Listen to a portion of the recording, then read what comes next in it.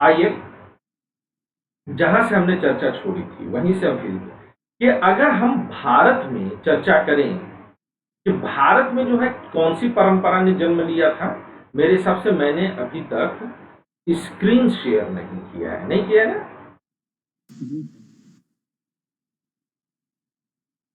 No sir. जब मैं screen share कर देता हूं तो मैं डबल नजर आना शुरू हो जाता हूं।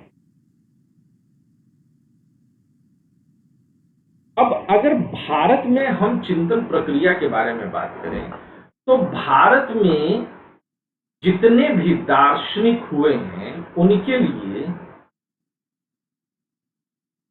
भारतीय दर्शन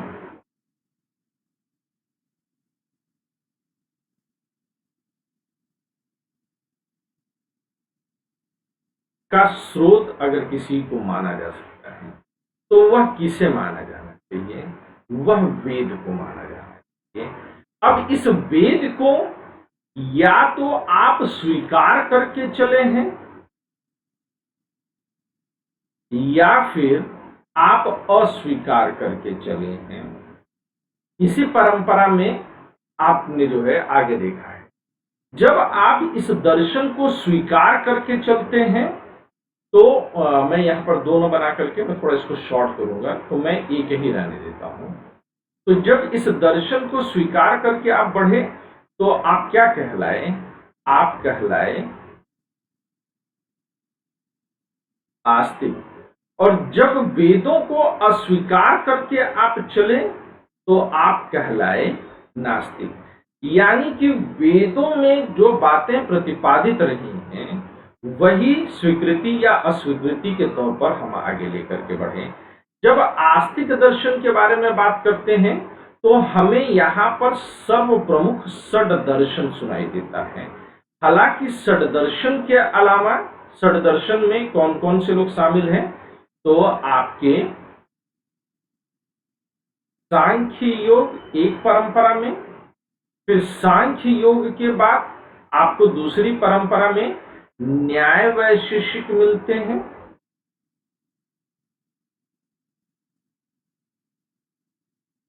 और फिर तीसरी परंपरा में सांख्य योग, न्याय वैशेषिक, और फिर आपको पूर्व मीमांसा और उत्तर मीमांसा मिले थे।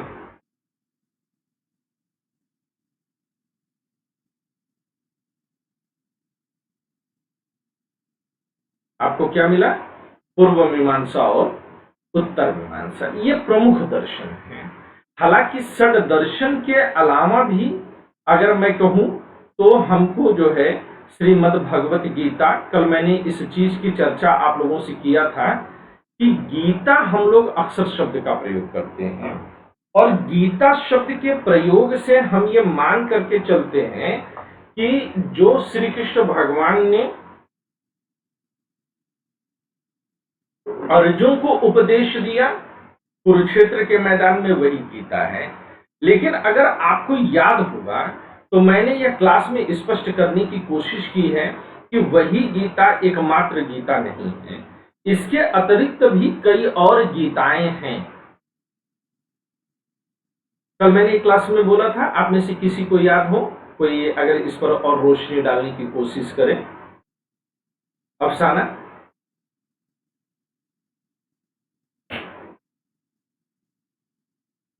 जी सर। याद है कि मैंने कुछ और गीताओं की चर्चा की थी? जी सर। आप बता सकते हैं कौन सी थी वो? सर एक तो श्रीमद् भागवत गीता था और यथार्थ गीता के बारे में आप कुछ बोले नहीं थे लेकिन वो भी है। और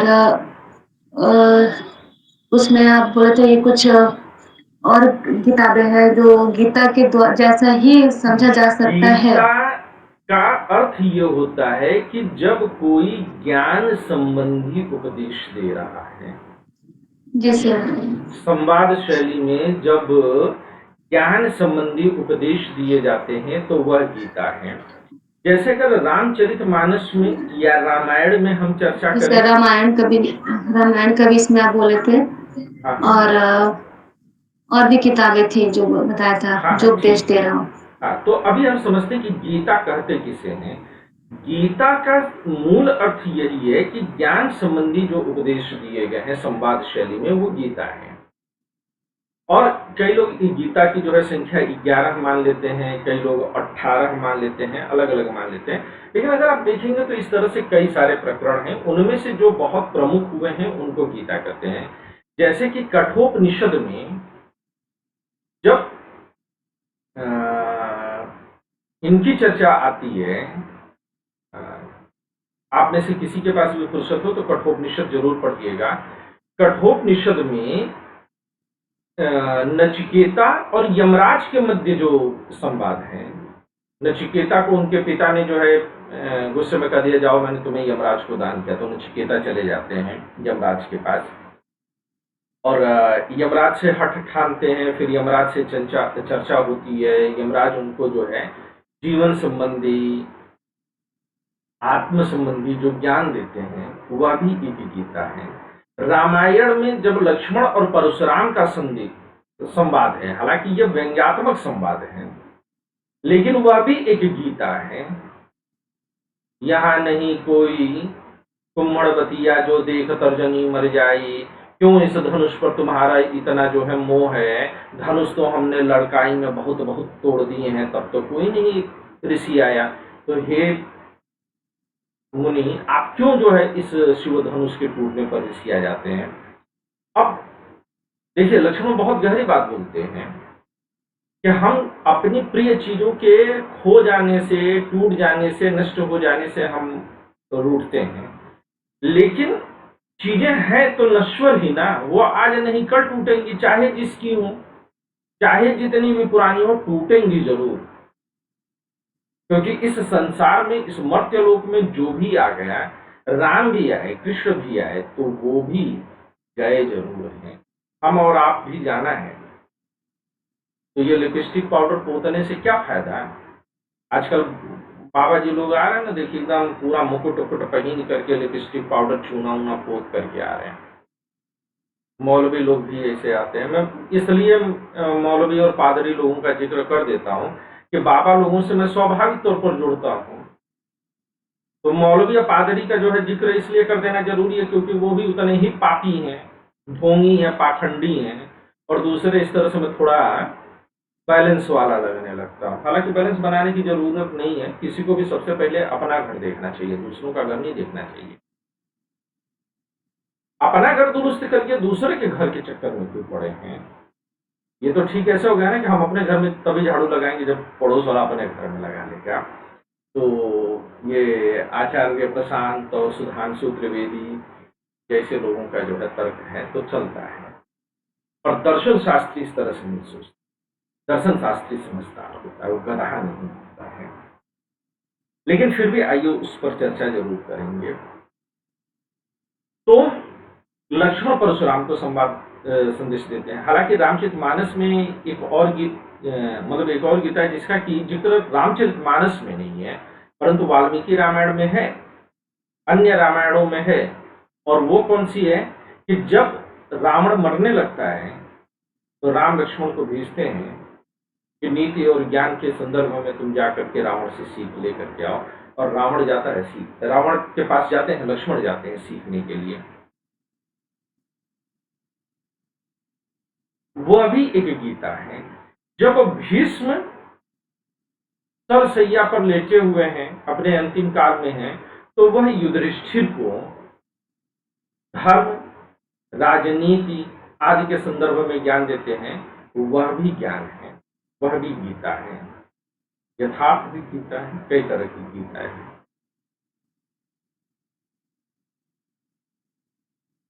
तो श्रीमद् भागवत गीता भी उनमें से एक गीता है। इसी तरह से ब्रह्म सूत्र के बारे में अगर मैं बात करूं तो ब्रह्म सूत्र भी, इन्हें में प्लस कर दे,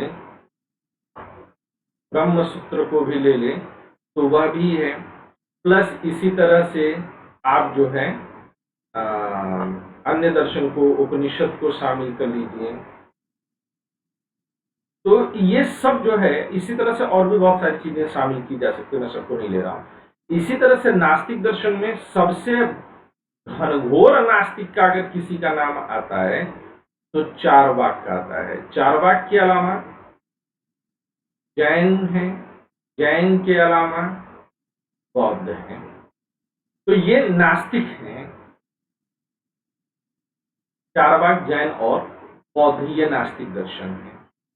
लेकिन ऐसा नहीं है कि ये स्वीकार और अस्वीकार, मैं इस पूरे हिस्से को छोड़ देता हूं अगर, तो मैं सिर्फ स्वीकृति के तौर पर आऊं तो वेदों का अर्थ, कई बार लोग ये कहते हैं, अरे अरे अरे अरे, आप टीवी की डिबेट वगैरह में देखे होंगे। आज सुबह सुबह मेरी पत्नी से ही मेरी चर्चा हो रही थी। वो एक ऐसा जगह है जहां पर मैं हमेशा हार जाता हूं। जब स्वयं साक्षात शंभु जो है पार्वती से नहीं जीत पाए, तो हम कहाँ जीत जाएंगे। वो तो बहुत छोटे हैं, उनके सामने तो हम नगण्य भी नहीं हैं, हो ही जाते हैं। तो उन्होंने जो है किसी जो है यूट्यूब चैनल का नाम दिया कि अरे उस पर बहुत बढ़िया बताता है, सारा रेफरेंस दे दे करके बताता है। तो फिर धीरे से, पता नहीं जिज्ञासा बस पूछा उन्होंने या उपहास बस पूछा, मैं समझ नहीं पाया। पर उन्होंने पूछा मुझसे, और उन्होंने पूछा कि ये बताओ कि तुम मानते हो कि ये सही बोल रहा है। अब सोचिए धर्म संकट कितना बड़ा मेरे ऊपर रहा होगा, कितना जटिल प्रश्न आया होगा कि साक्षात पत्नी, जैसे कि ब्रह्मा विष्णु और महेश भी भय खाते हैं,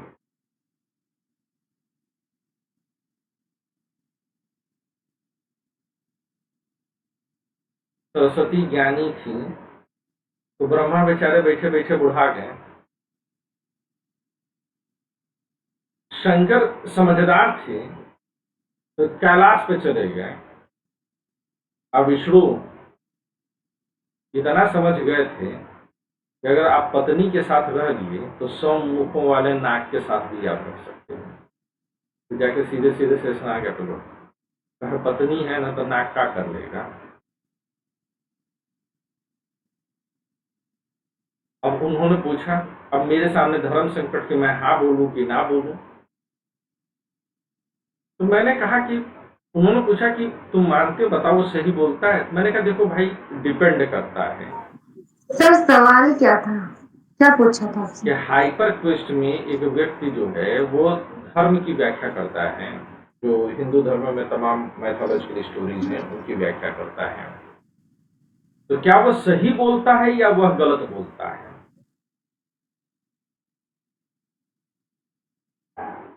अब सर से लेकर के पांव तक मैं थर्राया, हृदय ही हृदय में कांप गया। अच्छा, चुप भी नहीं रह सकते क्योंकि पत्नी के सामने आप चुप रह गए तो बड़े गंभीर आरोप लग सकते हैं, है ना। गाना वाना भी बन जाता, मेरा पिया मुझसे बोलत नहीं, जवाब देना भी है। तो बड़ा संतुलन स्थापित करते हुए मैंने बोला कि देखो, डिपेंड करता है कि आप किस दृष्टिकोण से लेना चाह रहे हो। मैं पतली गली से निकलना चाह रहा था, लेकिन उन्होंने गली को इतना पतली और कर दिया कि मैं उसमें जाकर के अटक गया, फंस गया। उनका अगला सवाल ये था कि बताओ कौन सा दृष्टिकोण है। तो मैंने सोचा कि कुछ घुमाऊं मैं बचने के लिए। तो मैंने बोला कि देखो, धर्म ग्रंथों का या धार्मिक कहानियों का स्पष्टीकरण कैसे किया जाए, यह बड़ा अनिवार्य है। धार्मिक कथाओं का स्पष्टीकरण कैसे किया जाए, ये बहुत जरूरी है। और धार्मिक कथाओं के स्पष्टीकरण में या तो आप संवाद शैली का सहारा लेंगे, या तो संसक्तता शैली का सहारा लेंगे, या अर्थ क्रिया सामर्थ्य शैली का सहारा लेंगे। इधर आपकी हेल्प करेगा कॉरेस्पॉन्डेंस फॉर्म ऑफ एक्सप्लेनेशन और कोहेरेंस फॉर्म ऑफ एक्सप्लेनेशन और प्रैग्मेटिक फॉर्म ऑफ एक्सप्लेनेशन। ये 3 तरीके से किया जा सकता है। तो मैंने कहा कि उन्होंने कहा कि वो रेफरेंस दे दे करके बात करता है कि इस श्लोक में ये लिखा है, इस श्लोक में ये लिखा है। तो मैंने कहा कि ये कॉरेस्पॉन्डेंस थ्योरी है कि जब आप एक एक को चुन करके उठाते हो तो आप अपनी मनमर्जी से ये वाला उठा लिया, ये वाला उठा लिया और ये वाला उठा लिया। और इस क्लास में मैंने आप लोग को पहले भी बताया है कि धर्म शास्त्रों के अर्थ कभी भी कॉरेस्पॉन्डेंस शैली में नहीं हो सकते हैं। They can not be translated actually. उनका कैसे जो है अर्थ निष्पादन होना चाहिए, तो उनके अर्थ निष्पादन के लिए यह जरूरी है अर्थ ग्रहण करने के लिए। इसी तरह से कुरान का भी जो लोग बताते हैं ना कि कलाम पाक में जो है, किताब पाक में जो है, इस सूरा के इस आयत में ये लिखा हुआ है। नहीं, गधे हो आप फिर जो है मौलाना मौलवी नहीं हो, आप गधे हो। आप पंडा नहीं हो, आप गधे हो। आप पादरी नहीं हो, आप गधे हो अगर आप बाइबल से जो है इस तरह से कर रहे हो। आप ग्रंथी नहीं हो अगर आप गुरु ग्रंथ साहिब से किसी एक खंड से आपने उठा करके कुछ बोल दिया। ये संपूर्ण वांग्मय है, वहां पर बड़ी बड़ी बातों को छोटे छोटे सूत्रों में दबाया गया है। उनका ट्रांसलेशन नहीं हो सकता है। गीता प्रेस धार्मिक ग्रंथों के इतने अनुवाद प्रस्तुत कर रहा है, लेकिन गीता प्रेस ने आज तक वेदों का अनुवाद नहीं निकाला है, क्योंकि अनुवाद किया जाना ही संभव नहीं है। गीता का क्या अनुवाद किया जाना संभव नहीं? किया जाना संभव है। आप अपना दृष्टिकोण डाल देंगे, निष्पक्ष अनुवाद संभव ही नहीं होते हैं। गीता को जब महात्मा गांधी ने ट्रांसलेट किया तो किस रूप में ट्रांसलेट किया है? गांधी का दृष्टिकोण भक्ति पर गया है। वहीं पर बाल गंगाधर तिलक ने किया तो उन्होंने कर्म के रूप में किया है। अलग अलग लोगों ने अलग अलग तरीके से गीता को ट्रांसलेट किया है। किसी ने भक्ति योग गीता किया, किसी ने कर्म योग गीता किया। आजकल इस्कॉन वाले हैं, उनका अलग दृष्टिकोण है। एक ही कोई दृष्टिकोण नहीं है, सबके दृष्टिकोण भिन्न भिन्न है। एक ही दृष्टिकोण से आप एक ही तराजू में आप सबको नहीं तोल सकते। बट दे आर डूइंग, कर रहे हैं भैया। किसी भी धर्मशास्त्र का अर्थ उसको संपूर्ण रूप से बैठ करके किसी योग्य गुरु के अधीन रह करके समझने से ही निकलेगा। गीता ट्रांसलेशन की किताब पढ़ने से नहीं होती है, समझ में आती है। और वेद तो बिल्कुल नहीं समझ में आएंगे। तो जो हाइपर क्वेस्ट वाले साहब समझा रहे, मैंने सुना नहीं है उनको, लेकिन जैसे उन्होंने बताया तो मैं उस बात को समझ रहा था कि कॉरेस्पॉन्डेंस थ्योरी के आधार पर बताने की कोशिश कर रहे हैं। कॉरेस्पॉन्डेंस थ्योरी का इस्तेमाल विज्ञान में हो सकता है, धर्म में नहीं होगा। धर्म में कोहेरेंस थ्योरी का प्रयोग होता है और मैनेजमेंट में आईआईटी की किताबों में प्रैग्मेटिक थ्योरी होता है। हम तीनों को तीन अलग अलग अर्थ में समझेंगे। तो कोहेरेंट होना चाहिए। तो वेदों का भी जो अर्थ है वो सिर्फ वेद पढ़ करके नहीं निकलेंगे। वेदों के साथ साथ ये लिखा हुआ स्पष्ट तौर पर, आप लोग जब शुरुआती दौर में आपने पढ़ा होगा तो ये कहा गया होगा कि वेदों के साथ वेदांग हैं और वेदांग का अध्ययन करना जरूरी है। छंद, कल्प, निरुक्त, शिक्षा, व्याकरण और ज्योतिष, इन 6 का अध्ययन करिए आप। और इन 6 के अध्ययन के बाद ही आप वेद को समझ सकते हैं। लेकिन आप गए एक श्लोक उठा करके ले आए और उसके आधार पर आप अर्थ बताने की कोशिश कर रहे हैं, तो आप गधे हैं। क्या मेरी बात आप लोग की समझ में आ रही है? अंगूठा वगैरह टेक करके बताइएगा आप लोग कि वेदों को ट्रांसलेशन के आधार पर नहीं समझा जा सकता है। वेदों को कैसे समझा जाएगा? जब उस 6 वेदांग पर आपका कमांड होगा। इसलिए जिंदगी बीत जाती थी। पहले 25 साल लोग इन अध्ययन के लिए सिर मुड़वा करके, चोटी रख करके जंगल में गुरु के समीप गुरुकुल में जाकर के बैठ करके पढ़ा करते थे। तब वेदांग उनकी समझ में आया और इसके बाद फिर अगले 25 साल तक ही वो गृहस्थ जीवन जीते थे। 100 साल की उम्र थी, 25 साल तक जाइए, प्यार मोहब्बत करिए, इलू इलू करिए, शादी ब्याह कर लीजिए, बच्चे पैदा कर लीजिए, धन कमा लीजिए, हो गया। जीवन का ये भी लुत्फ ले लिया, क्योंकि ईश्वर ने आपको सिर्फ जो है हृदय और बुद्धि ही नहीं दी है, आपको अन्य इंद्रियां भी दी हैं।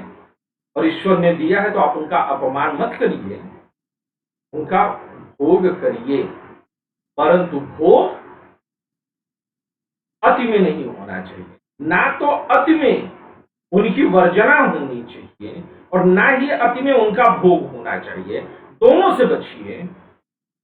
अभी नहीं पता चले कि भोग करने चले कि नहीं, चलो अब तो गृहस्थ आश्रम में मिल गया तो हर साल नया कैलेंडर छाप दिया, परिवार नियोजन साफ किया, रेलम रेल बच्चे पे बच्चे पैदा किए जा रहे हैं। पता चला कि माँ बाप इंजन की तरह हो गए हैं, अब बीच में जो है न जाने कितने डब्बे लगे हैं। किसी युग में वो भी सही था, अब नहीं है। रोकिए साहब,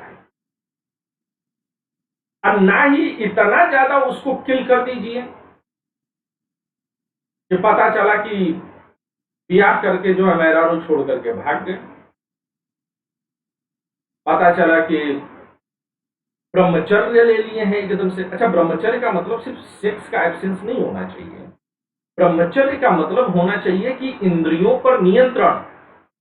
आप शादी करके बच्चा पैदा करके भी ब्रह्मचर्य का पालन कर सकते हैं, अगर आपका अपने इंद्रियों पर, अपने मन पर पूर्ण नियंत्रण है। ब्रह्मचर्य की गलत परिभाषा हो गई है, आज इसकी सही परिभाषा की आवश्यकता है। तो नहीं साहब,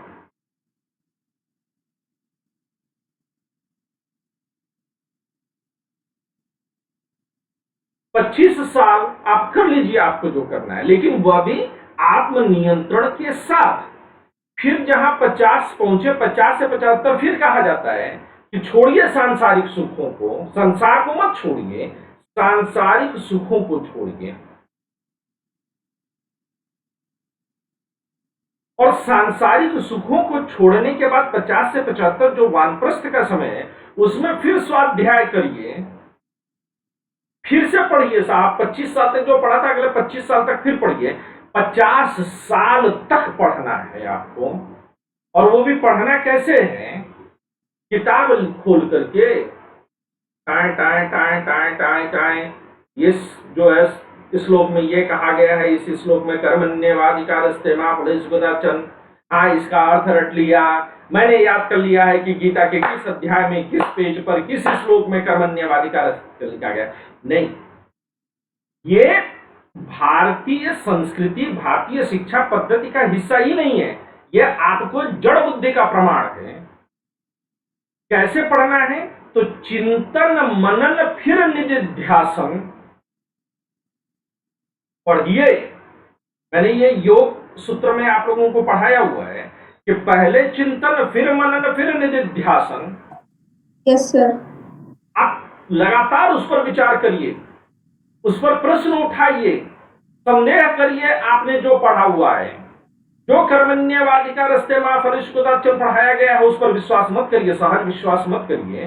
प्रश्न उठाइए उसके ऊपर और उसका उत्तर योग्य गुरु के अधीन होकर के पाने की कोशिश करिए। जब योग्य गुरु के अधीन होकर के पाने की कोशिश करेंगे, ये कहा गया है, हमारे यहां कहा गया है, चिंतयो चिंतये अस्मि। चिंतन करने से ही चिंतनकर्ता का अस्तित्व सिद्ध होता है। ये जो बात आपके यहां उपनिषदों में कही गई, ये बात बहुत बाद में जाकर के रेने डेकार्ट ने 12वीं 13वीं शताब्दी में आकर के फ्रांस के रेने डेकार्ट ने अपनी बुक मेडिटेशन में बोली है, कॉगिटो एर्गो सम के रूप में। चिंतयो चिंतये अस्मि, यही कॉगिटो एर्गो सम बना फ्रेंच वर्ड में। तो साहब, आप चिंतन करिए, और सिर्फ चिंतन करने से निधिध्यासन तक ही नहीं रह जाता है। ऐसे ऐसे जो है लोगों के बारे में मैं जानता हूं कि जो चिंतन कर रहे हैं, मौलिक चिंतक हैं।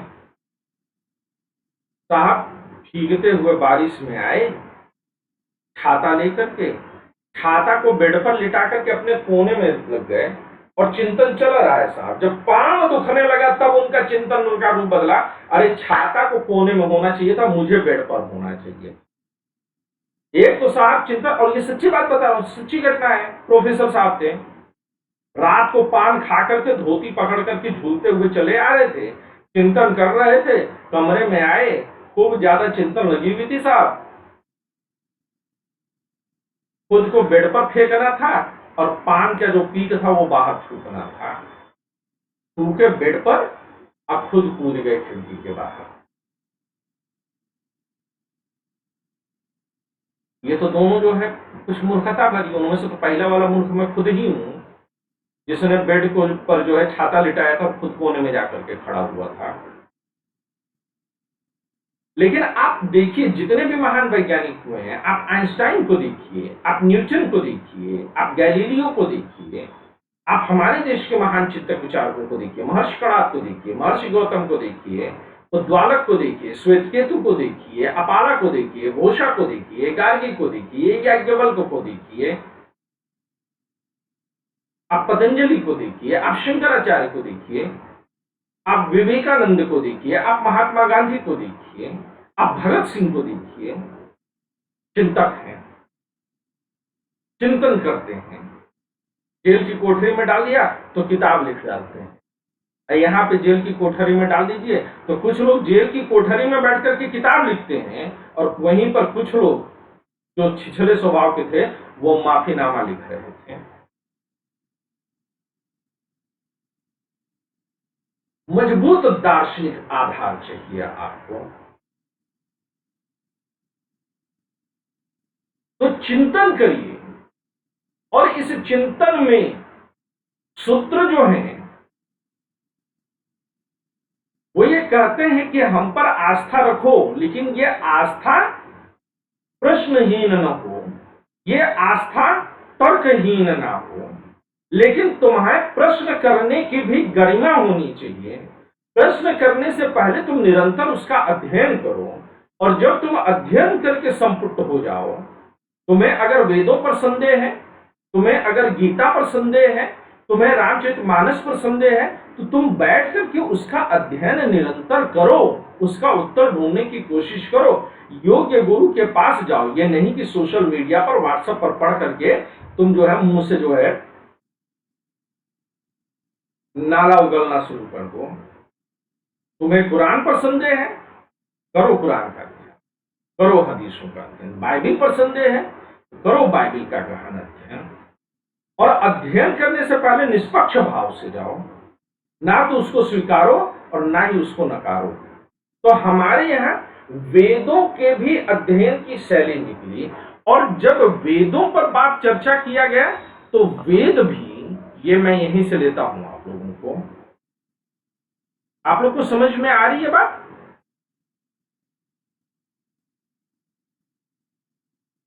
किसी को दिक्कत हो रही है बात समझने में? अब वेद है तो वेद का अर्थ क्या हुआ? तो वेद के दो अर्थ हैं। Someone is trying to say something? No. तो वेद के दो भाग बनाए गए, माने गए। हालांकि वेद में कई विषय हैं, लेकिन वेद के दो अर्थ प्रमुख रूप से लिए गए, कर्म और ज्ञान। जो कर्म है वह कोई भी कर्म नहीं माना जाएगा, इसलिए वेदों का जो हिस्सा कर्म पर रहा उसे कर्म कांड माना गया, और जो ज्ञान पर आधारित हुआ उसे ज्ञान कांड माना गया। और यहीं पर शब्द रखा गया कि क्या करना है। कर्म को जो वेद कहता है उसे आंख बंद करके मत मानो, जो वेद कहता है आंख बंद करके मत मानो, तो यहीं पर शब्द रखा गया मीमांसा। क्या शब्द दिया गया? मीमांसा। मीमांसा। मीमांसा का अर्थ क्या है? परीक्षण। आप परीक्षण करिए। तो वेदों का भी परीक्षण करने की बात आई। तो एक हिस्सा था जिसने कर्म कांड का परीक्षण या कर्म मीमांसा पर आधारित हुआ, और दूसरा ज्ञान मीमांसा पर गया। किस पर गया? ज्ञान मीमांसा पर। तो दोनों की मीमांसाएं सामने आई। जो कर्म मीमांसा पर आधारित था, यह वेदों का पहला हिस्सा बना, इसलिए इसको क्या हमने बोला? पूर्व मीमांसा। और जो दूसरा हिस्सा था, इसको फिर हमने क्या बोला? इसको हमने उत्तर मीमांसा बोला। तो एक है पूर्व मीमांसा और दूसरा बना उत्तर मीमांसा। Is that clear to everyone? Yes sir. पूर्व मीमांसा यहां पर कर्म धर्म आधारित था। धर्म क्या है? धर्म को लेकर के भी लोग बहुत सारे प्रश्न उठाते हैं। धर्म शब्द का मूल अर्थ है कि जो समाज को संतुलित रूप से, सामंजस्यपूर्ण रूप से चला सके, वही धर्म है। और जो समाज को जीवन इसके पथ से हटाए, मार काट की बात करे, कत्ल की बात करे, वह अधर्म है।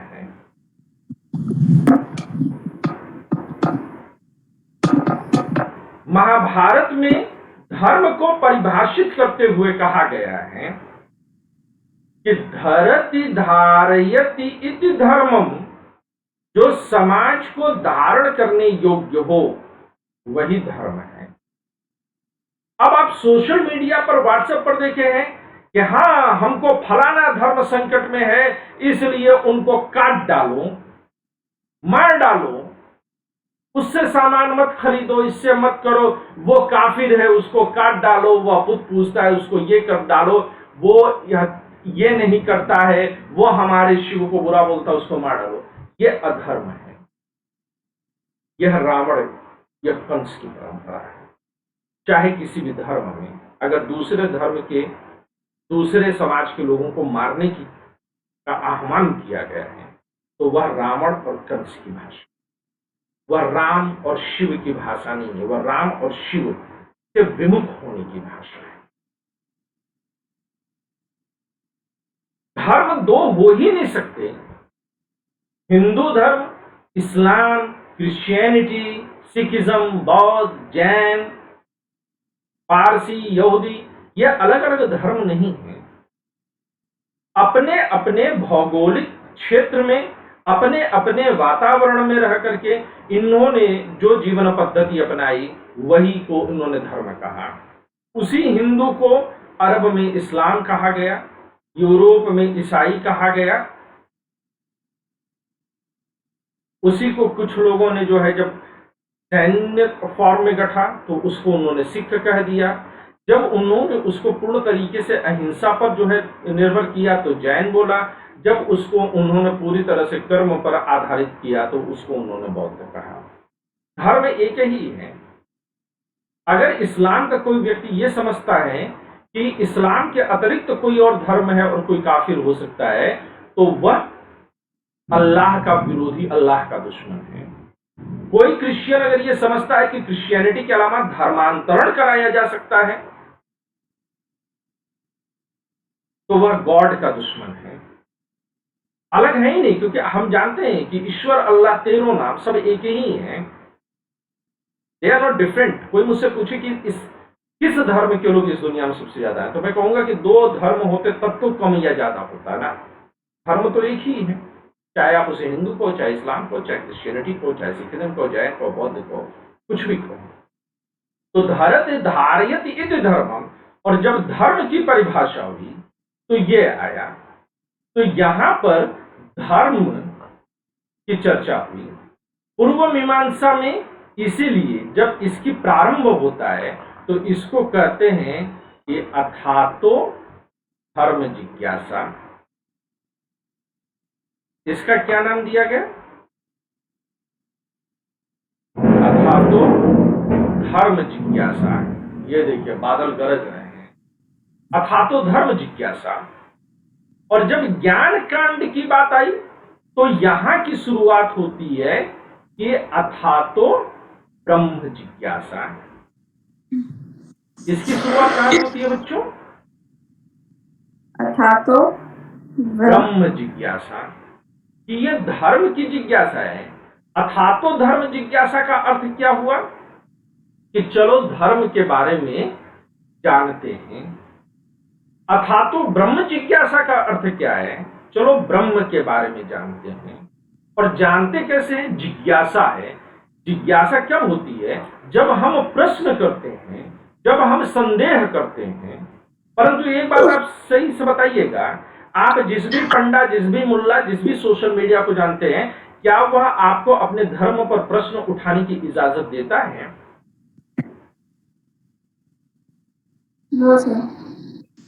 नहीं देता ना, कोई नहीं देता ना। तो इसका मतलब कि आपका जो मुल्ला है, आपका जो पंडा है, आपका जो पादरी है, आपका जो ग्रंथी है, आपका जो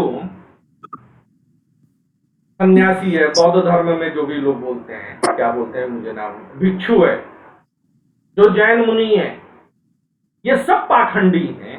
अगर ये कहते हैं कि तुम प्रश्न मत उठाओ, अब प्रश्नों का जवाब फटाफट मैगी वाले शैली में 2 मिनट में जवाब दे दिया जाना, तो आप गुरु नहीं हैं, आप मैगी पकाने वाले हैं।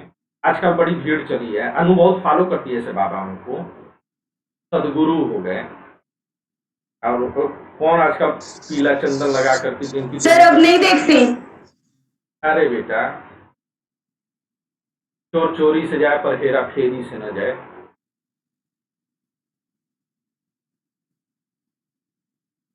पीला चंदन अंदर लगाए हुए एक ठो नया बाबा आए हैं ना आजकल मार्केट में।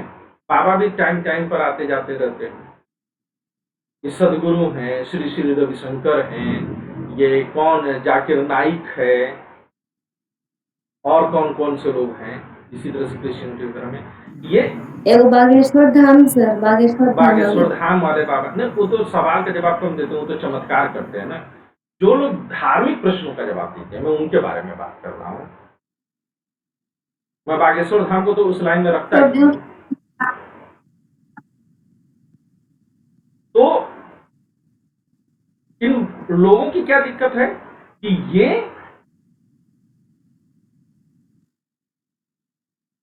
मैगी पकाने वाले 2 मिनट में। ज्ञान अगर किसी को पाना है तो उसे स्वाध्याय में जाना पड़ेगा, उसे फिर सबसे बड़े वाले बाबा के पास, आज की तारीख में जो है उसे बाबा आशीषानंद महाराज जी के पास आना पड़ेगा।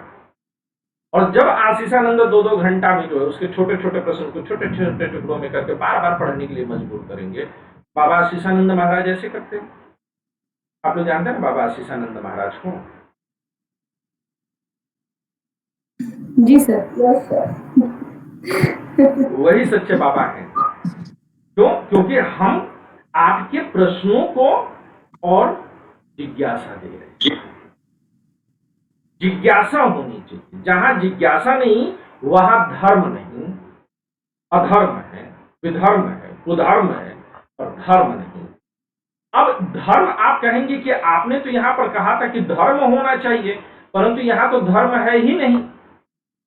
फिर कैसे आप बोल रहे हैं कि ये तो कर्म आप बोल रहे थे, तो धर्म क्या है? कल मैंने इसी को जो है अपने वीडियो में समझाने की कोशिश की थी कि धर्म क्या है, धर्म का लक्षण क्या है। तो कल मैंने क्या कहा था कि चोदना धर्म का लक्षण है। ये बताया था मैंने आपको। जी सर। ठीक है। अब तो फिर प्रश्न ये उठता है कि आप कहेंगे अरे ये आशीष तो बहुत अश्लील भाषा बोलने वाले व्यक्ति हैं।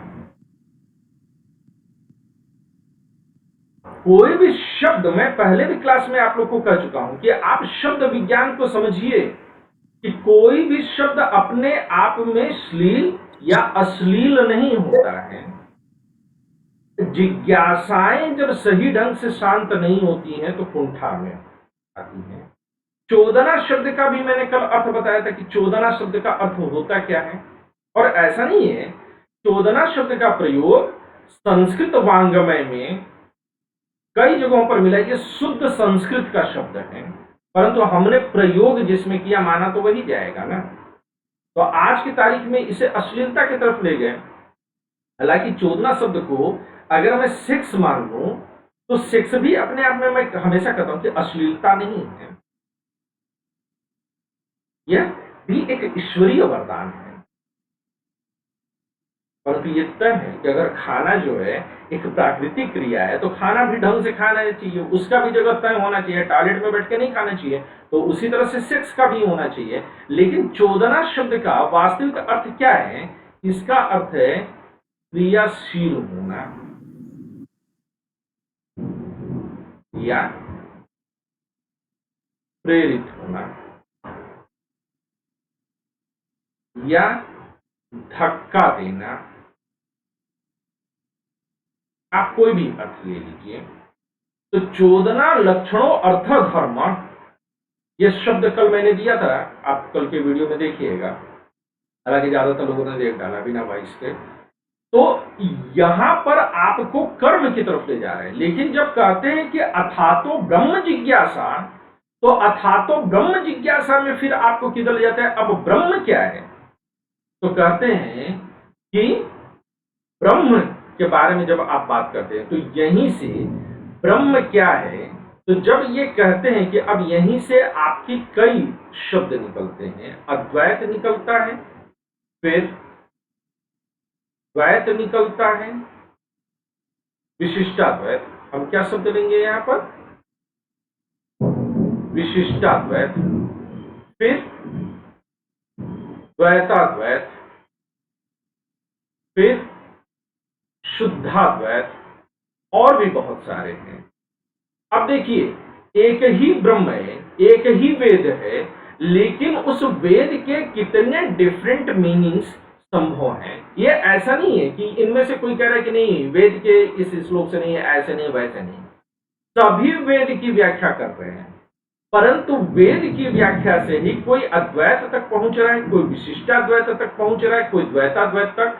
तो जो अद्वैत है, इसकी शुरुआत कहां से हुई? इसकी शुरुआत जो मानी जाती है वह मानी जाती है महर्षि बादरायण से। मैं इसको थोड़ा और नीचे ले लेता हूं। तो इसके प्रवर्तक जो है महर्षि बादरायण हैं। विशिष्टाद्वैत के हम मुख्य रूप से जो है लेते हैं रामानुजाचार्य का। हालांकि महर्षि बादरायण की परंपरा को आगे चल करके सर्वाधिक जो है बढ़ाया है शंकराचार्य ने। महर्षि बादरायण का नाम भले ही कम लोग जानते हो, परंतु शंकराचार्य का नाम लगभग हम में से हर कोई जानता है। आजकल भी शंकराचार्य लोग टहल रहे हैं, उनमें से किसी को भी अद्वैत का अर्थ ही नहीं समझ में आता है, अजीब अजीब से बात करते हैं। फिर अगले आपके द्वैताद्वैत हैं। इसमें आपको किसका नाम लेना चाहिए? इसमें आपको माध्वाचार्य का नाम लेना चाहिए। और शुद्धाद्वैत में आपको वल्लभाचार्य का नाम लेना चाहिए। वल्लभाचार्य, इन सभी के बारे में हम लोग पढ़ेंगे। हालांकि इसके अलावा इसी परंपरा में अगर मैं चलूं तो आगे चल करके एक और मिलते हैं जो कि आपके चिंत्यवाद की तरफ जाते हैं। किसकी तरफ जाते हैं?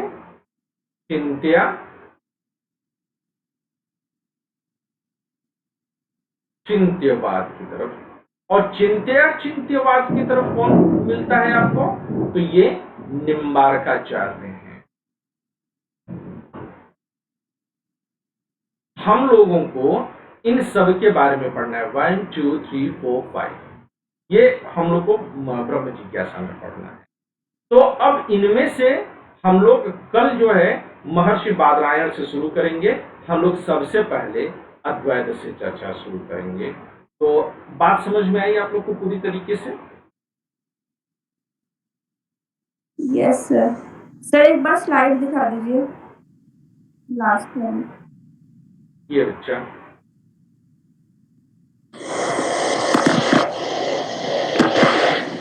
ठीक है सर। ठीक है। तो इसको जो है पूरी गहराई के साथ पूरा आराम से इसको 1 2 3 बार इस लेक्चर को पूरा आप लोग सुनिए, है ना। काम करते हैं, किचन वगैरह में काम कर रहे हैं, आप इसको जो है कान में जो भी पहुंचते हो आप लोग, नहीं तो दूर जो है स्पीकर वगैरह पर लगा करके आप इसको सुनिए, क्योंकि आगे जो कुछ भी बात होगी वो बहुत गंभीर बात होने वाली है। और इसको समझ लिया है आप तो जीवन में जितना भी कष्ट, तकलीफ, दर्द, चिंता है वो सब का सब मिट जाएगा। फिर आपको जीवन में कभी कोई समस्या नहीं रहेगी। ठीक है ना। तो 2 से 3 मरतबे इस वीडियो को आप जरूर से जरूर सुनिएगा। ठीक है दोस्तों। कल के वीडियो में जिसको वॉइस नहीं मिली थी वो आज की वीडियो देख लेगा तो भी उसकी दिक्कत दूर हो जाएगी। इसीलिए आज की क्लास में अनिका जो भी पूर्व मीमांसा से संबंधित महत्वपूर्ण अवधारणाएं थी उनको किस तरह से हम आगे उत्तर मीमांसा से कनेक्ट करेंगे वो आज मैंने काम किया है ताकि तुम्हें दिक्कत ना हो। ठीक है बेटा। ओके।